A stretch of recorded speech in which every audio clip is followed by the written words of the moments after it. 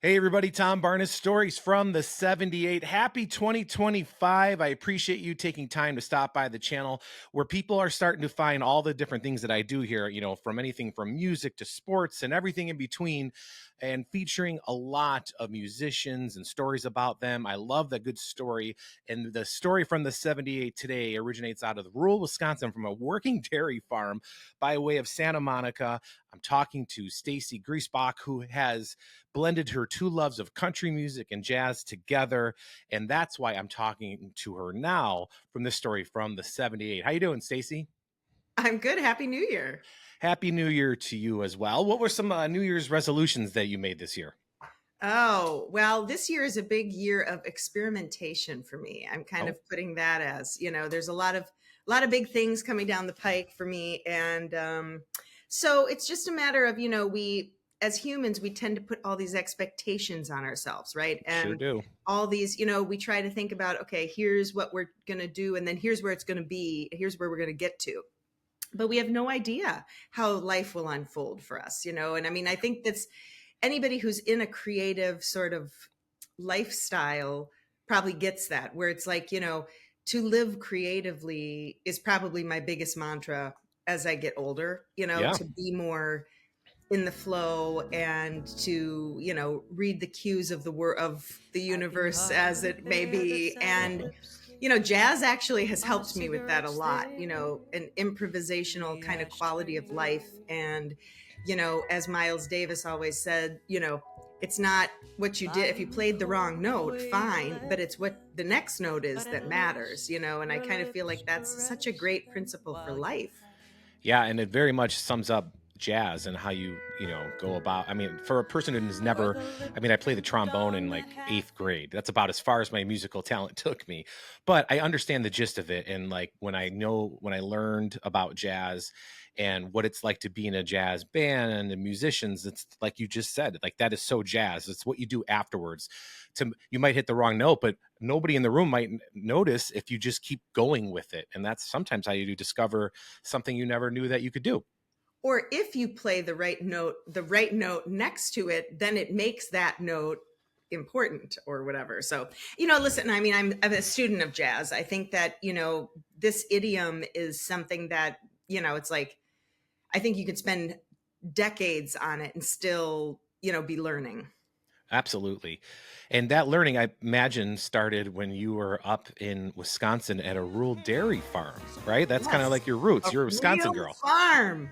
Do you remember what those were back in the day? Yeah, I've taken a lot of trips over my professional career doing this in Wisconsin, doing like travel Wisconsin series. So I Love have that. covered just about every nook and cranny of Wisconsin in terms of maybe either driving through it or spending time there. Well, Um, so have you visited the great land of Hortonville, Wisconsin? Or Portonville Greenville? or Well, Fortinville? Hortonville, Hortonville. HOR. So Sam Horton is the guy that apparently founded Hortonville, or made Hortonia a township, I guess. Hortonia. I'm not a historian. I'm just going to throw Okay. that out there. But he actually did come. So I live in, yeah, I'm from originally Wisconsin, but I live in Santa Monica, California. And interestingly enough, this man that, you know, came from Hortonia, when I traced him, he went all the way over to San Francisco and down to San Diego and founded or did something, to create the city of San Diego. Really? And there's a little plaza. If anybody has been to San Diego, the Horton Plaza is this same dude. Now, we all know where history has, steered us a little bit in how things were created. But anyways, that's Hortonville is where I'm from. And yeah, my parents had a replacement heifer farm. So we What does didn't milk that mean? cows. Replacement heifer. Well, we got the little babies. We had kind of the fun job. Okay. We Well, that's got the always a little good one to have. babies. Yeah, we got the little babies at about 300-pound calves, and they would come in and they were just the cutest ever. And then we'd raise them up, and as soon as they were pregnant, then we would sell them to people who needed dairy cows for milking. Oh, very cool. And Yeah, Horton, Wisconsin. Where is that? Hortonville, I'm sorry, Hortonville. Hortonville. Well, Pardon me. it's near Appleton. So if Oh, everybody okay, I knows know where where that Appleton is. is, we're a 10-minute drive from the Fox River Valley Mall. Fox Got it. River. I have That's had cool. one of the best Japanese meals of my life in Appleton, Wisconsin, at like this Chinese or Japanese Is it on steakhouse. College Avenue? It might be. I mean, it was right there in the middle of all of it because I at the time I worked for the Bears, and the Bears stayed in Appleton because there's Oh, not a I hotel. didn't know that about you before I agreed to this interview. Well, come on. There is nothing I can say that would intimidate a Packers fan at this point of a 4 and At this 15 season, season. yeah, right. This season's a little bit different, but I will say, the shuffle, man. I'm a kid of the, Oh yeah. your podcast is 78. I wanted to ask you about that, but 78, I was born in 78. Okay. So for me, I grew up in the 80s. Yeah, me too. And in the 80s, I mean, the polar bear or the Bears, Chicago Bears shuffle. I mean, that was it. Absolutely. You know what? I have. Give me 1 second. I'm gonna show Yeah, you yeah. something. It's really random. Hold on. Okay, I love random. Off the cusp. But because this is what kind of Chicago Bears fan I am. Okay. Oh, look at that. The Super Bowl shuffle. Is that the VHS? Oh my God, that's fantastic. It is. That is great. That's classic. You know how we do things in Chicago. We'll do it big because we only do it once every 100 years. So we're not like everybody else, I mean, we used to hang our hats on Boston as far as other cities like us, but no, Boston's won a few more Super Bowls and a few more World Series. So yeah, we just do it once big every 100 That's years. fun. And, it sounds like that's what's happening now, even though we might have a Oh, quarterback. hey, we had our years. I think of you guys, I think of the Bears and the Vikings and the Lions. We're all cousins. We're all in the same family. Sure. And it's like, I love to see the Lions kicking butt right now. I mean, it's really kind of fun to watch the games. Like, who did they play? Was it the Lions and the Chiefs? No, who was it that they just played? It was They really a great 49ers. game. Oh, 49ers. Yeah, yeah. Yeah, Another great team because we all loved Joe Montana back in the 80s. But exactly. yeah. So Anyway, so I have this nostalgia. I had an older brother, and so that helped with the football situation. And he would get the Sports Illustrated, and I would always cut out pictures of like John Elway or Dan Marino because I thought they were cute, and he would get upset at it. But anyways, they were icons back in digress. the day. To answer your earlier question, 78, Chicago currently has 77 Oh, communities, love that. neighborhoods, and there's the 78th that's being built that the White Sox might play on. And it just was announced that the Chicago Fire, the soccer team, they're building a stadium on the parcel of land called the 78. So I just figured I'd name it stories from the 78 versus 77, and then have to change the title whenever Love they that. actually built the 78, which is now happening. So I was ahead of the curve by like 3 or 4 years. So I'm happy with that. That's great. That's great. Well, very cool. Yeah. Well, congratulations. Thanks. And congrats to you. You Wisconsin girl, grew up in Hortonville, right? Yeah, yeah. Yep. Hortonville. I keep want to say Horton. Here's a hoot from like Dr. Seuss. Yeah, I understand. And Yeah. well, there's all the villes: Hortonville, Greenville, Clintonville. It's like a whole region up there. But growing up, you were in the theater and singing. You played piano. You learned how to play piano growing up in Wisconsin. You went to Madison for a little bit, and then you ventured out to California, developing your sound, which is what jazz and Great American Songbook, Patsy Cline, Dolly Parton, George Lucas. Did I read that right? No, George Jones. George Jones. Sorry, I just watched Star Wars. You're going into the film category. Yeah, right. Yeah, sorry. Yeah. But so tell me about that. Tell me about your journey from Wisconsin in following this dream. It's something about the Midwest folks, man, where I don't ever, it's rare that I hear a Midwesterner go east, because it's like, east is still cold. It's still gray. Going west just sounds better. Especially, I imagine growing up in Wisconsin, you're like, you know what? When it's cloudy for a month and 30 degrees, Santa Monica sounds great. So does California. Let's go. Yeah, no, well, actually, I was a performer, and I auditioned, and I had, it was like I graduated from school, and it was one of those decisions.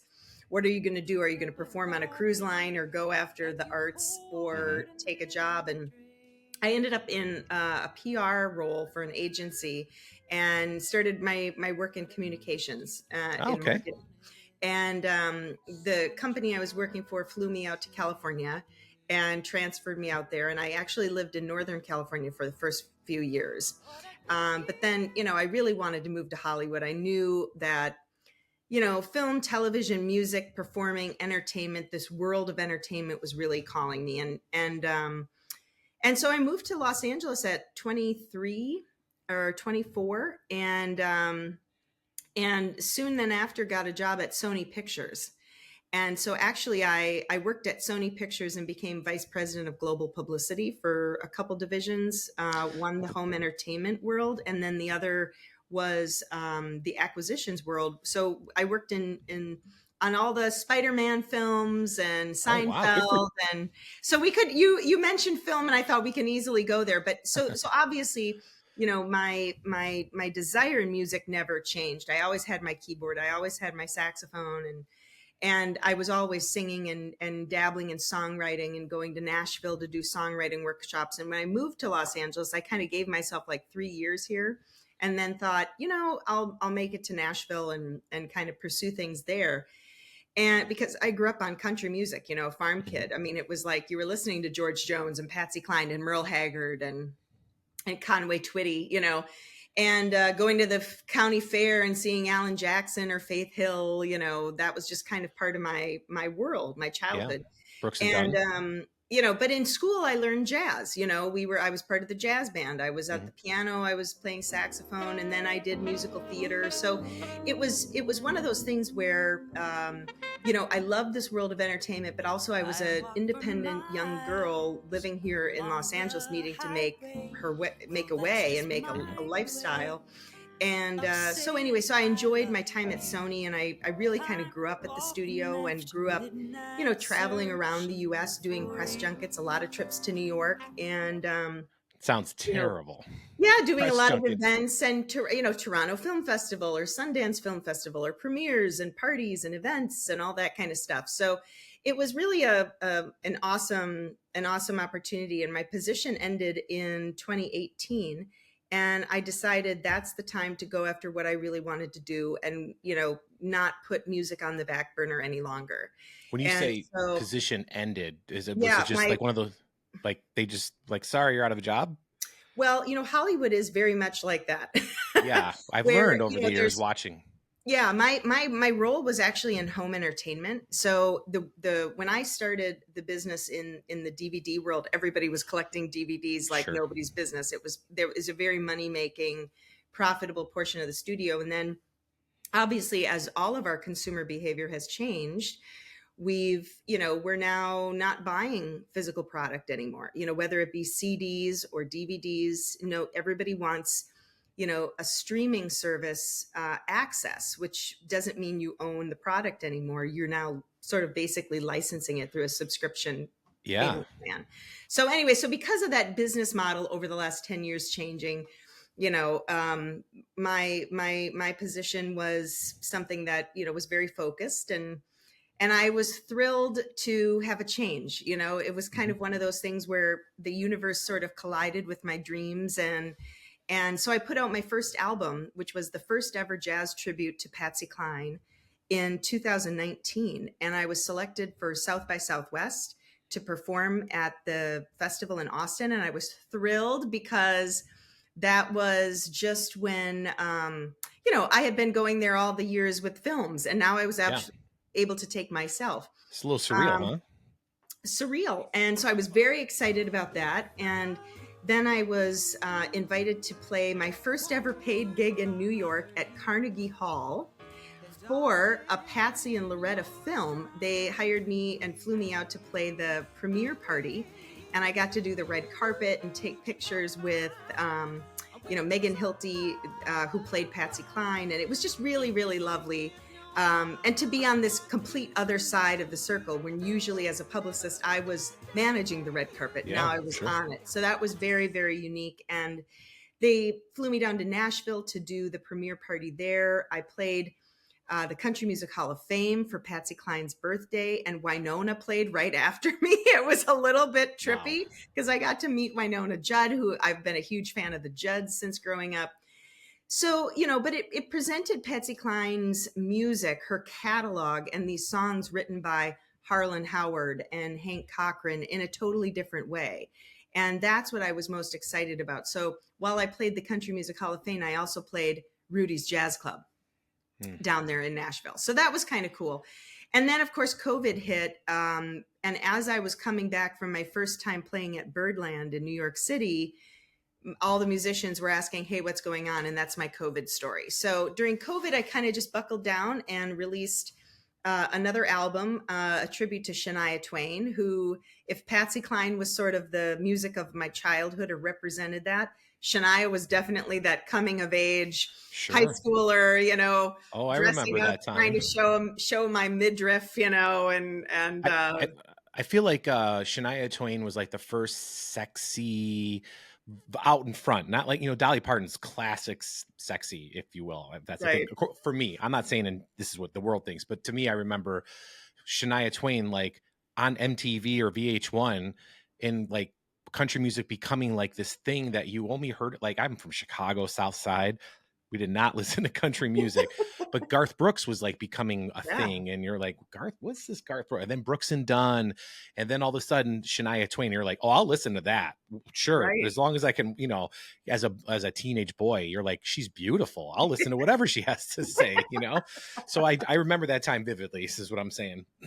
Yeah, no, she was such an inspiration, and her story too, not just Yeah. her and her music, but she, Rural Canada, right? between all the artists that I've chosen to celebrate, Patsy Cline, George Jones, Shania Twain, Dolly Parton, none of them really had a silver spoon. None of them had someone in the business helping them out. They had to work and pave their way. Sure. And they all had childhoods that involved a rural upbringing. And so I think I kind of identified, I could see a part of myself in them. And could that help me kind of break out of my corporate shell? Because at this point, I'm 40 years old and trying to do something that normally people do when they're 23.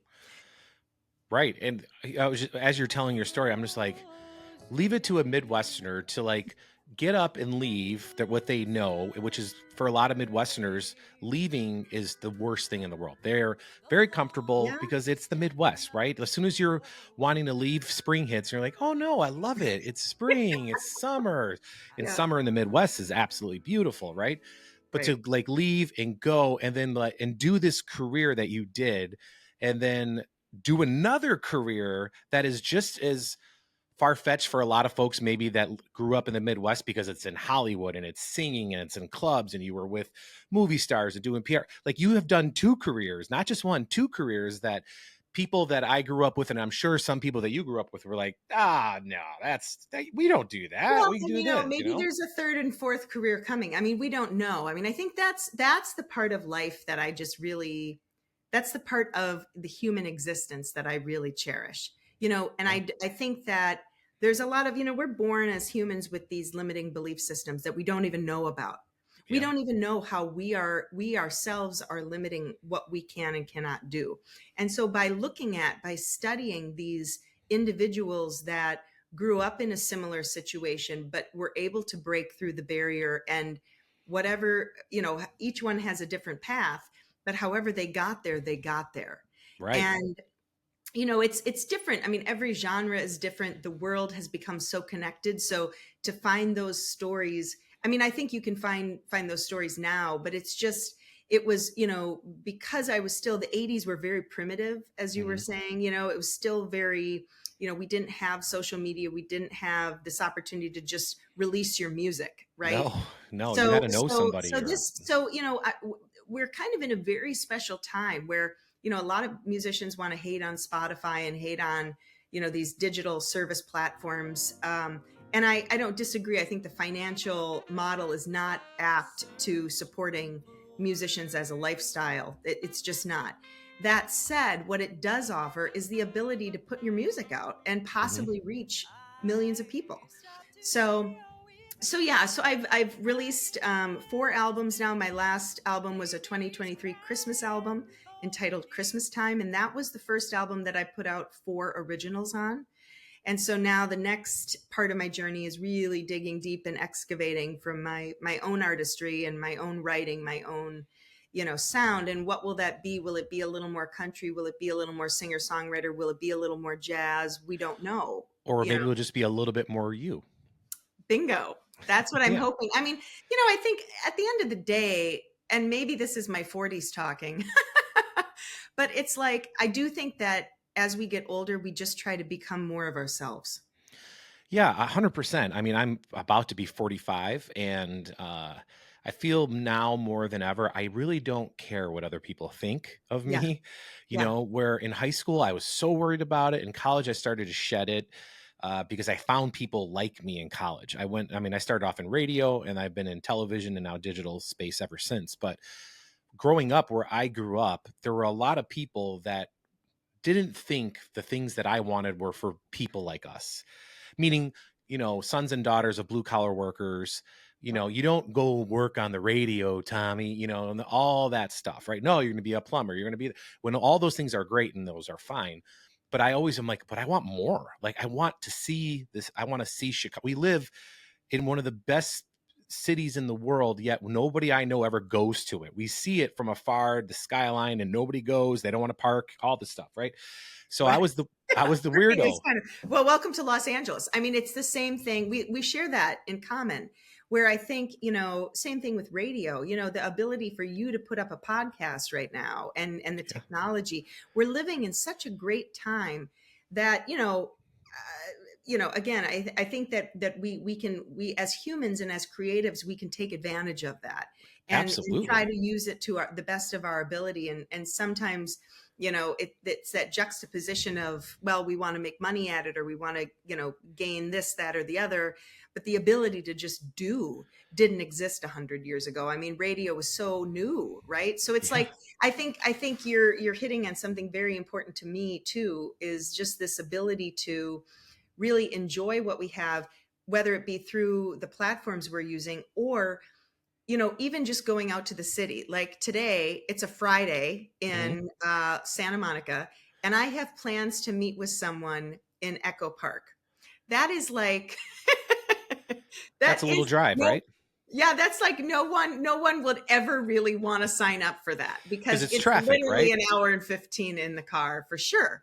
And, an hour and 15 back there will get you to the border of Wisconsin, right? So, Yeah, well, unless you're going to the city, which the Kennedy's under construction, which will take you an hour and 15 just to get about anywhere these yeah, days right yeah, now. But I sympathize with that for real, like just making the effort to go do things and being able to do this is like what I would have dreamt at 26 years old or 22 when I was in college to have my own show, or because at the yeah, end of the day, I love radio, but the way radio is now, it's not the radio that I went to school for because right. it's a shell of what it used to be. There's no DJs that like pick the music anymore. There's talk radio and that's fine, but that's not what I wanted. So somehow I managed this, and I've been in television, which I didn't go to school for at all. I went to school for radio, and but I found my way. I was carving my path. And for the first time in forever, I feel like I am on the path that I finally have set up all these years to be on, and it was painstaking, which I'm sure, you Well, know, likewise. I mean, I think yeah, that's, but listen, if it were easy, would you enjoy it as much? no, it'd be boring, right? Like it's the hard that makes it great. And that's part of, yeah. I mean, I think that's also that Midwestern quote unquote work ethic. Like, Yep. there's something about us that wants to put in the effort. You know what I mean? Like, if it came easy, I don't know if we would be so excited about it, And I think that's true. Yeah, 100%. I'm a big believer in, I know you've met folks that perhaps maybe aren't who think they're better than everybody else, right? And they act that way, like even if it's just a passing encounter with them, whatever. But you're in the entertainment industry. I've been in the entertainment industry on like from a producer side and television and stuff like that, and I've seen it all, and I've always thought to myself, I'm like, you might be more talented than me, but I promise you, you will not work harder than me. Like that is something that you can Oh, that's never do great. more than I can, because I just will work harder at something if I want it bad enough. You know what I mean? That's great. And Such a that great makes up for quality. talent sometimes, I think. Well, such a great quality. And I think, yeah, we can't lose sight of just good hard work. But yeah, so I'm actually embarking on kind of another chapter. And that's why I'm kind of excited to chat with you about, because I'm trying to reach some Chicagoans who I know. And I also know you have a passion for this Wisconsin destination, but Door County, Wisconsin. I Yeah, am the festival up there, working music on, fest. yeah, I'm working on producing the first ever Door County Jazz Festival in August of this year. So Sign me it's, up. yeah, sign you up. Okay, well, you're signed up. Honestly, I went to Door County this past fall and spent 4 or 5 days up that way to was it Uncle Tom's Candy Shop, which is up that way. Then the pie shop that's at the very top Yeah, of Door I County. heard your piece on Bee's homemade pies. Yeah. It's wonderful. I love that place. And then yeah, like there's a coffee shop in Sister Bay called Analog Coffee. I mean, there's lots of fun stuff up there. So very cool that you're doing that. Yeah, and so, maybe we can jump back in as we get a little closer, get you to do a podcast episode from live from the jazz festival or I would something. love that right there, side stage before you go on. Yeah, why not? But yeah, so I'm right now I'm looking for, people that are interested. If there's any jazz fans in your audience that are interested in kind of signing on to support or sponsor or, become a patron, I'm looking for, sort of that support to kind of get this going. So it's a little bit of a startup. Yeah. A lot of these things come together because a community wants it. And I know there's a lot of interest already through the website through Chicago, because a lot of folks down there love to come up to enjoy our Door County cherries and Absolutely. the bucolic, nature of still driving, in what seems to be rural Wisconsin with, farms right next to cute little shops. And it's really like a slice of Wisconsin heaven. Yeah, you drive up that way and eventually you get off like the main interstate if you keep going north, and it's just a 2-lane highway, Right. and I loved it. And I was driving up that way and of course this thunderstorm hit, and which was terrifying because it was night, but because there's nothing there, which is great. It's amazing. I love it. And one of the best photos of the year I took last year, honest to God, this is a true story.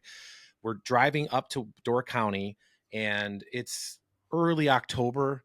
And so like the color in the Midwest because of all the cornfields are turning and all that stuff. Beautiful. Yep. And yeah, and of all places, we're at a gas station. And I get out and look and I'm like, "Oh my God, it's beautiful." Because it was a cornfield that was kind of dark because the sun was going down. The sky was this purple, pinkish, bluish, to light blue to the top, but the sun was going down and there was a half crescent moon dead set in the middle. And I'm like, if that is not the Midwest at its best in the summertime or fall, I'm like, I don't know what is. I took a picture of it and it's I still Right. have it on my phone. It's wonderful. It's just the Midwest and Door County specifically, that area of the country is beautiful up there. And it sounds wonderful. What part of Door County are you looking to do the fest? Well, right now we're looking at, a week-long event, which would be that first full week of August. So it'll be Okay. the second weekend, but the first full week of August. So really starting from, all the little towns. Each night there will be programmed music, and part of that is a little nod to the local community, to give them something. And then the weekend of the 9th and 10th is when we're going to have our stage event. And that's when we're looking to bring in the headliner and bring in all of our friends from Chicago and Milwaukee and Minneapolis to come over and really enjoy, spend a weekend in Door County and enjoy some great live jazz. Is there a site people can go to look up any of the stuff that you have on there now or reach out to you? Absolutely. Absolutely. We'd love them to sign up right now it's basically doorcountyjazz.org, Mhm. or doorcountyjazzfestival.com.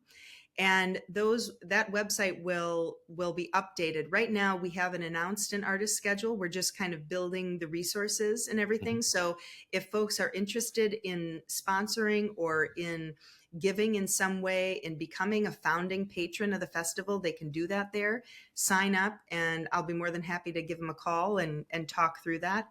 And then, people can also just sign up to subscribe for more information when there is, an artist update or news. We'll be putting it out through that website. Yeah, that sounds wonderful. And I would even say if you have time or, if you come back to the Midwest area before this date, our friend that we met by way of an interview, Ross Bond, played at the mighty jazz club that is the The Green Green Mill. Mill, right? Right. Well, I love So, how you call it. He's not really a friend of mine, but I will say I'm a fan of his. well, I friend, grew up fan. listening to the Mighty Blue Kings when I was in school. I was So in Madison and the University of Wisconsin-Madison, I was a Wisconsin singer, and it was a performance review group. We did a lot of like Broadway stuff, but we did TV, film, all that kind of stuff. It was a review show. Hmm. And live performance, 90 minutes on stage, Fridays, Saturdays. I mean, it was really a great experience. And our engineers, when we were setting up the staging, like we'd have to, we were all the stage crew. We'd set up the staging, we set up the props, we did all of that. But Yeah. while we were doing it, they would always play the soundtrack, they'd play some music. And so it was either like Smokey Joe's Cafe, the musical, which is fantastic, or, Yeah. a certain musical of the time, or Mighty Blue Kings popped in there. And Of course it there's a did. group of us that just became, we'd go to Milwaukee to see them, or they'd come to Madison and play a couple of times. And I mean, it just, they blew the roof off. And so anyway, so yes, I noticed the Mighty Blue Kings Facebook page posted your interview, and Yeah. that's how I met you. Yeah. Yeah, and I was saying, if you have time, if you can get down there and perform at the Oh, at the Green Green Mill, Mill. Oh, I'd love that to would do be a that. little preview to like what might be Yeah. able to be seen at the Jazz Fest. I think it'd be Love great for that. you to come down to the Green Mill, and the Green Mill is a great place. There's also Andy's Jazz Club in Chicago, another legendary blue jazz place. Those were, I think, if we can get you there, Well, we'll let's do spread it. that word. So I I'll love see what we can do. Well, I think it's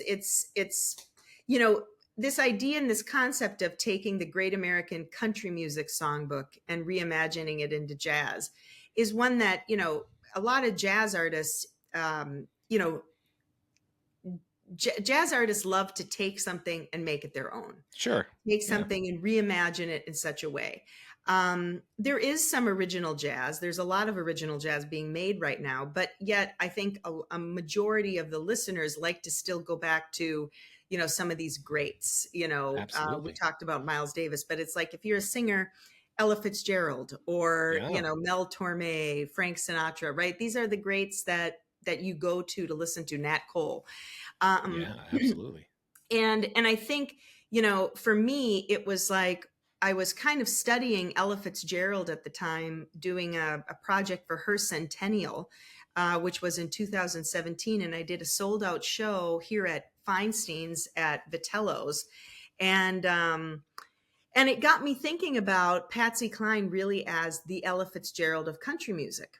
Sure. Yeah. And, Absolutely. while there's, Irving Berlin and Cole Porter and these incredible lyricists and songwriters that exist in the jazz, of the jazz canon, there's these Hank Cochran, Harlan Howards of the country music canon. And so I always found that, as a country gal, I would go to the jazz festivals and there'd be like, where is everybody? Why don't we have more people coming over to Mhm. experience this world-class music? And then the country music festivals, it'd be like, country music was looking down on jazz, jazz was looking down at country. And I always found that weird because it's all good music, and I Yeah. love both genres. So part of my journey here is marrying two interests of my own, but Hmm. also trying to introduce people to jazz through country music that they already know and through artists and songs they already know, but also introduce jazz aficionados, musicians, and listeners to the amazing songs and the great lyrics that come with country music, and the Absolutely. That's storytelling. So, I think I hope that there will be more of this country music jazz crossover that we see. And I'm not finished with it. I mean, I'd love to keep going down that road, but I also find my own interest in, my own creativity and what my own music is. So yeah. Well, and if country music can be infused with hip hop like it has in the last few years, there's no totally. reason why country music can't be infused with anything, right? And Right. same with jazz infused with other things. Like there are sample tracks by hip hop artists that use Marvin Gaye or, the Supremes. Like music is evolves and the old becomes new with a little bit of a nod to the old. So I'm right there with you, and I can't wait to see this project unfold. And I'd love to be there in Door County in August. It sounds like it'll be Love a lot of that. fun. Well, very good. Well, Tom, this has been lovely chatting with you today. Lovely chatting with you. Happy 2025. Happy 2025 to you and all your listeners.